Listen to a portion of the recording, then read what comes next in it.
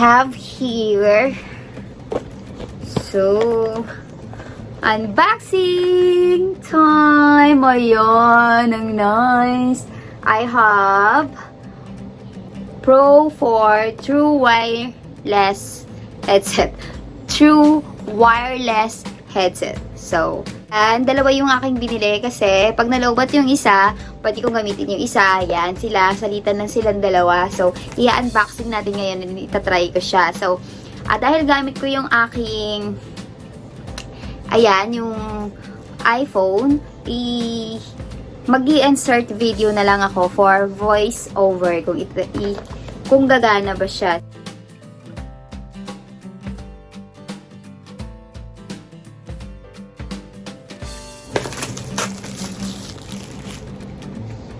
So excited. Ito muna yung white, yung bubuksan natin.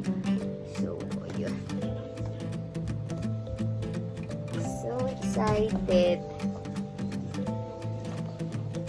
Tcharan! Ang cute! Oh, so cute, so small. And ito yung charger niya. So, ayan siya. Pag in-open, ito yung makikita. Ang cute-cute. Ayan, pero later ko na yan bubuksan. So, here, kung ano pa yung laman sa box. So, ayan, nandyan yung charger. Here, the charger.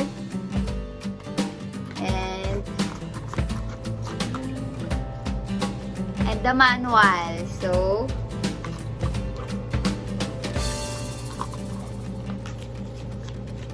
yan. So, nandito yung instruction how to Bluetooth.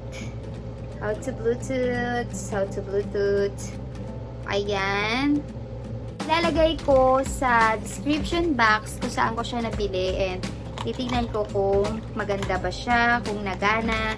So, mag-voice over ako sa isang mga picture or mag-hello my desk, ganon. Basta mag-insert ako ng video. So, ito yung... So, open ko na siya. Tcharam! Ayan! Umiilaw siya. Cute. So, let's see what it says in manual. Kasi, this is the first time talaga. So, Bluetooth charge while in the case.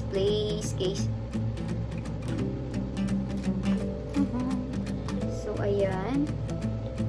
Oh, so nice. Ayan siya. Maliit lang. Oh, pak. Ang ganda. Ayan, for iOS. Ayan. Ang nice. So, try ko na kung gagana ba siya sa iPhone. So, ayan mga babes, start na natin siyang i-connect. First, of course, i-on natin yung Bluetooth natin. And then, ayan, magpa-pop up na si Pro 4 and connect. And ayan, then lalabas yung settings niya. Though, ito, inano ko na lang, in-skip ko. So, ayan yun, in-skip ko. Then, ayan na, yung capacity niya ng battery is 100% and yung case niya lang is 71%.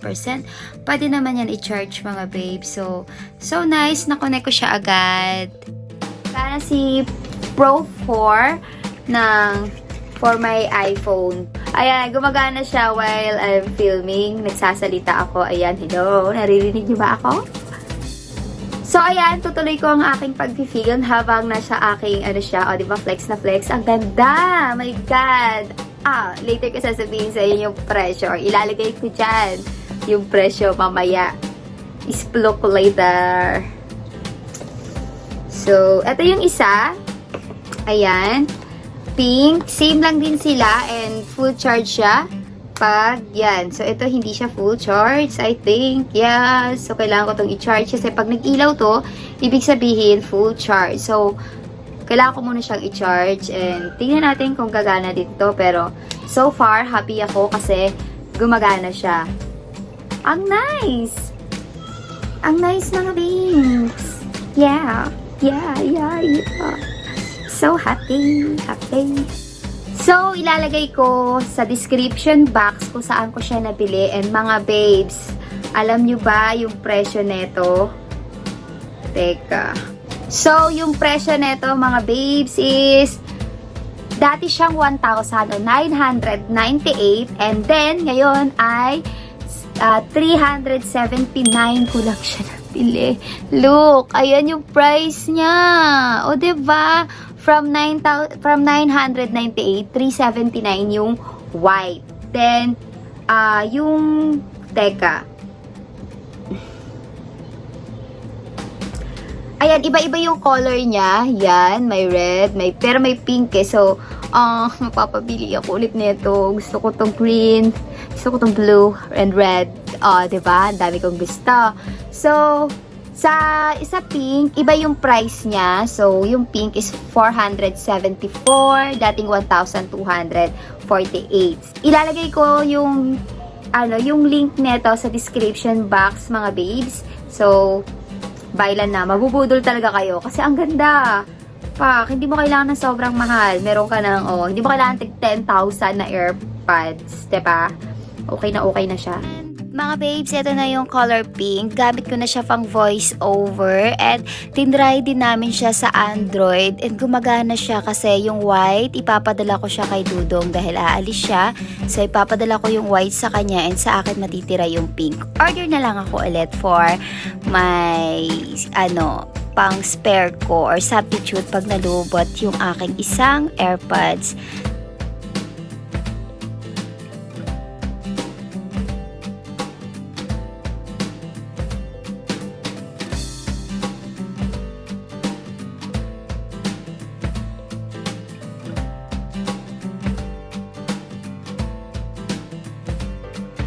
So, that's it lang mga babes. Sana nagustuhan mo tong video natin na to. And kung nagustuhan mo nga naman, please give me a thumbs up.